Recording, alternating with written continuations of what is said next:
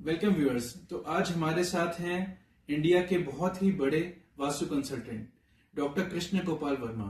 तो आज हम उनसे कुछ क्वेश्चन पूछेंगे, तो उसके हम थोड़े से उनसे जानते हैं कि क्या क्या उपाय या क्या क्या रीजन हो सकते हैं कि जैसे मुझे अभी घर खरीदना है तो उसके लिए पता करते हैं।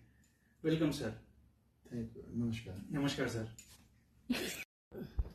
सर, जैसे मुझे एक फ्लैट लेना है तो उसमें क्या क्या सावधानियां देखनी चाहिए रिलेटेड टू वास्तु, मतलब कि क्या क्या चीजें देखें कि उन पे ध्यान देना जरूरी है। जरूर, अच्छा सवाल पूछा आपने कि फ्लैट लेने से पहले वास्तु जरूर दिखाना चाहिए। देखिए आजकल क्या फ्लैट की कल्चर है, बहुत पहले लोग घरों में रहते थे और खुले खुले घर होते थे और उनमें कई एक एंट्रेंसेज हुआ करती थी, तो शायद इतना वास्तु का लोग ध्यान नहीं दिया करते थे। बट जब से लोग फ्लैट में रहने लगे हैं और आप एक फ्लैट लेने वाले हैं तो ये एक अच्छी बात है। बट फ्लैट में रहते समय, फ्लैट को लेते समय कुछ सावधानियां जरूर बरतनी चाहिए जो निश्चित रूप से घर में नहीं होना चाहिए। एक तो ये है कि जिनकी रेमेडी नहीं होती वास्तु में। फॉर एग्जाम्पल, अगर नॉर्थ ईस्ट में टॉयलेट है किसी भी फ्लैट के, तो आप ऐसा फ्लैट बिल्कुल ना लें। इसके अलावा अगर उस फ्लैट के ब्रह्म स्थल में कोई कंस्ट्रक्शन है या मर्म पॉइंट वहां पर आ रहे हैं तो भी ऐसे फ्लैट को लेकर बचना चाहिए। इसकी कोई रेमेडी वास्तु में नहीं है। ऐसा कहते हैं कि अगर आपने ब्रह्म स्थल में कोई रेमेडी शुरू करी तो ब्रह्मलोक जाना तय है। और तीसरा, घर का एंट्रेंस साउथ वेस्ट कभी भी नहीं होना चाहिए। साउथ वेस्ट जब भी घर का एंट्रेंस होगा तो ये घर में बीमारियां, परेशानियां लेकर आएगा और घर के रहने वालों को कभी ना कभी जेल का मुंह जरूर देखना पड़ेगा। तो ये 3 चीजें हैं जो आपको ध्यान रखना चाहिए कि उस फ्लैट में जिसको आप लेने वाले हैं बिल्कुल भी ना लें। इसके अलावा जो सामान्य चीजें हैं जैसे कि घर का एंट्रेंस देखना बहुत जरूरी है। इसमें ऐसा है भाई कि एंट्रेंस से ही सब कुछ होता है। ऐसा कहते हैं वास्तु में कि अगर आपका घर का एंट्रेंस अच्छा है तो आपकी 50% प्रॉब्लम तो खत्म हो गई। तो जैसा आपने देखा होगा आजकल सबसे ज्यादा डिमांड नॉर्थ फेसिंग घरों की या ईस्ट फेसिंग घरों की है, और ये एक जनरल है और अच्छा बात भी है। बट इसके अलावा वेस्ट फेसिंग या साउथ फेसिंग घर भी किसी किसी को सूट करते हैं। तो ये जो करना है तो किसी आप वास्तु एक्सपर्ट से बात करें कि मेरी कुंडली के हिसाब से और घर की एंट्रेंस के हिसाब से मुझे कौन सी फेसिंग का घर लेना चाहिए। अन्य बातों में ये भी आप अवॉइड कर सकते हैं कि नॉर्थ ईस्ट में रसोई ना हो तो बहुत अच्छा है। नॉर्थ वेस्ट में भी रसोई होने से बचना चाहिए।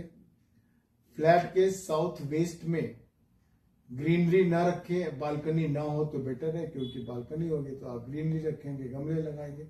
इससे क्या है, आपस के संबंधों में जोड़ तोड़ शुरू हो जाती है, रिलेशन खराब हो जाते हैं। और मैंने कई घरों में तो देखा है जहां पे घर के साउथ वेस्ट में टॉयलेट था या फायर एक्टिविटी थी, आपस में लोगों में मारपीट होने लगती है, बाप बेटे में हाथ चला देते हैं।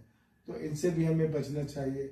अब साउथ वेस्ट का टॉयलेट है तो कैश क्रंच भी हो सकता है। हम ऐसे भी कह सकते हैं कि डायगोनली जितनी भी डायरेक्शंस होती हैं, जैसे मान लीजिए नॉर्थ ईस्ट है, साउथ ईस्ट है, नॉर्थ वेस्ट है और साउथ वेस्ट है, यहाँ पर किसी भी तरह की एक्टिविटी जैसे कि टॉयलेट ना हो, किचन ना हो, इन चीजों का ध्यान रखना चाहिए। अब एक सवाल लास्ट में आता है कि फिर टॉयलेट कहां पर हो, तो टॉयलेट भी फ्लैट में आपको देखना है। तो वास्तु में इसके लिए 3 डायरेक्शंस बताई गई हैं कि आप घर के, अगर आपके वेस्ट नॉर्थ वेस्ट में टॉयलेट है, साउथ साउथ वेस्ट में टॉयलेट है या ईस्ट साउथ ईस्ट में टॉयलेट है, ये 3 डायरेक्शंस वास्तु में टॉयलेट के लिए बताई गई हैं। तो इन तीनों डायरेक्शंस में अगर टॉयलेट है तो आप बिल्कुल सेफ हैं, आप ऐसा घर ले सकते हैं। नॉर्थ ईस्ट में भूल कर भी टॉयलेट ना हो, बिकॉज अगर आपने मान लीजिए नॉर्थ ईस्ट में टॉयलेट वाला फ्लैट ले लिया और वो 1 कमरे या 2 कमरे वाला फ्लैट है और 1 या 2 ही टॉयलेट है, तो डियर आपको वो टॉयलेट बंद करना पड़ेगा। उसके अलावा उसकी कोई रेमेडी बनती नहीं है। बाकी ये कि अगर बड़ा फ्लैट है और 5-6 टॉयलेट है और आपका गलती से नॉर्थ ईस्ट का टॉयलेट आ भी गया तो वहां पे उस एक्टिविटी को बंद करना पड़ता है। इसके अलावा उसका कोई सोल्यूशन होता नहीं है।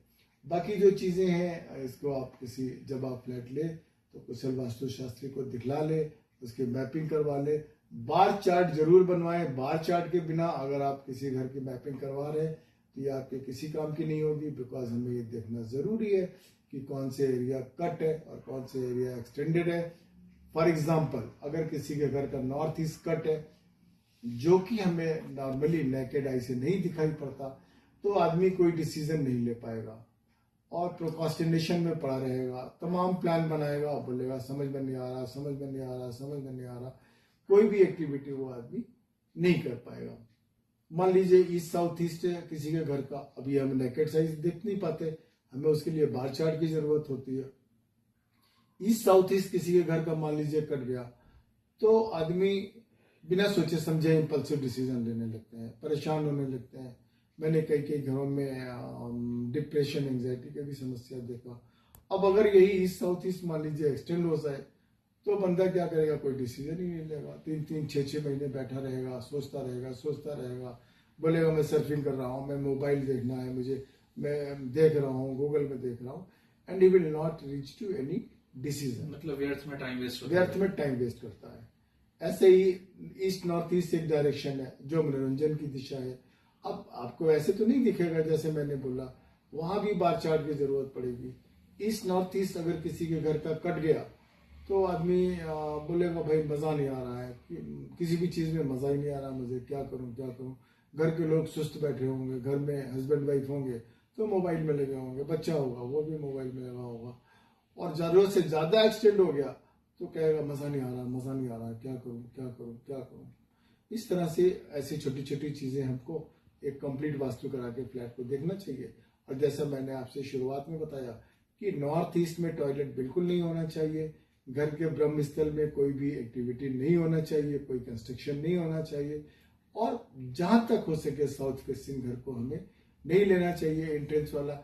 साउथ फेसिंग एंट्रेंस के बारे में ऐसा कहते हैं, बाकी एंट्रेंसेस के तो आप उपाय कर सकते हो, बट साउथ वेस्ट फेसिंग घरों में उपाय करने के बाद भी मुश्किल से 30% ही रिजल्ट मिलते हैं।